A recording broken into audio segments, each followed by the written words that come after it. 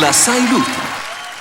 Il maresciallo Lo Pepe ha comprato gli occhiali a raggi X e li prova per strada. Vede una ragazza in minigonna, mette gli occhiali, nuda!